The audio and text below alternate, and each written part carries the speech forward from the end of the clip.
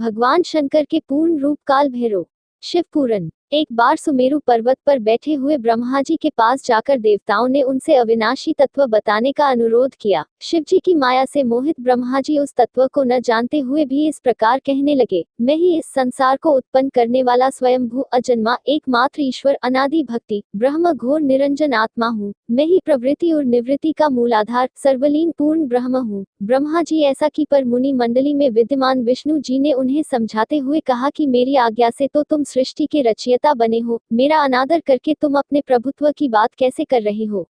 इस प्रकार ब्रह्मा और विष्णु अपना अपना प्रभुत्व स्थापित करने लगे और अपने पक्ष के समर्थन में शास्त्र वाक्य उद्धृत करने लगे। अंततः वेदों से पूछने का निर्णय हुआ तो स्वरूप धारण करके आए चारों वेदों ने क्रमशः अपना मत 6 इस प्रकार प्रकट किया। ऋग्वेद जिसके भीतर समस्त भूत निहित है तथा जिससे सब कुछ प्रवत होता है और जिसे परमात्मा कहा जाता है, वह एक रुद्र रूप ही है। यजुर्वेद जिसके द्वारा हम वेद भी प्रमाणित होते हैं तथा जो ईश्वर के संपूर्ण यज्ञों तथा योगों से भजन किया जाता है, सबका दृष्टा वह एक शिव ही है।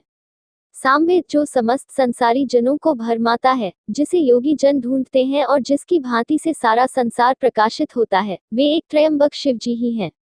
अथर्ववेद जिसकी भक्ति से साक्षात्कार होता है और जो सब या सुख दुख अतीत अनादि ब्रह्म है, वे केवल एक शंकर जी ही हैं। विष्णु ने वेदों के इस कथन को प्रताप बताते हुए नित्य शिवा से रमन करने वाले दिगंबर पीतवर्ण धूलि धूसरित प्रेमनाथ कुवेटाधारी सर्वावेष्टित कृपनवाही निसंग शिव जी को पर ब्रह्म मानने से इनकार कर दिया। ब्रह्मा विष्णु विवाद को सुनकर ओंकार ने शिव जी की ज्योति नित्य और सनातन पर ब्रह्म बताया, परंतु फिर भी शिव माया से मोहित ब्रह्मा विष्णु की बुद्धि नहीं बदली। उस समय उन दोनों के मध्य आदि अंत रहित एक ऐसी विशाल ज्योति प्रकट हुई कि उससे ब्रह्मा का पंचम सिर जलने लगा। इतने में त्रिशूलधारी नील लोहित शिव वहां प्रकट हुए तो अज्ञानतावश ब्रह्मा उन्हें अपना पुत्र समझकर अपनी शरण में आने को कहने लगे। ब्रह्मा की संपूर्ण बातें सुनकर शिव जी अत्यंत क्रुद्ध हुए और उन्होंने तत्काल भैरव को प्रकट कर उससे ब्रह्मा पर शासन करने का आदेश दिया। आज्ञा का पालन करते हुए भैरव ने अपनी बाई उंगली के नखाग्र से ब्रह्मा जी का पंचम सिर काट डाला। भयभीत ब्रह्मा शतरुद्री का पाठ करते हुए शिव जी के शरण हुए। ब्रह्मा और विष्णु दोनों को सत्य की प्रतीति हो गई और वे दोनों शिव जी की महिमा का गान करने लगे। यह देखकर शिव जी शांत हुए और उन दोनों को अभयदान दिया।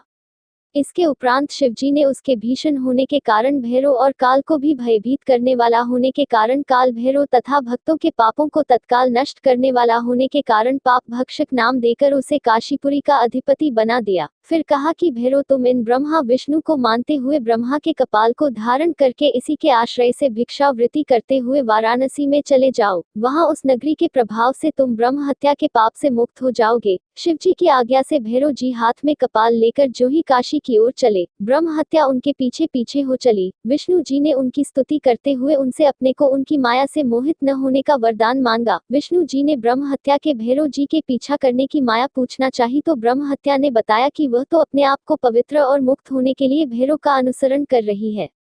भैरव जी ज्यों ही काशी पहुंचे त्यों ही उनके हाथ से चिमटा और कपाल छूटकर पृथ्वी पर गिर गया और तब से उस स्थान का नाम कपालमोचन तीर्थ पड़ गया। इस तीर्थ में जाकर सविधि पिंडदान और देव पितृ तर्पण करने से मनुष्य ब्रह्म हत्या के पाप से निवृत्त हो जाता है।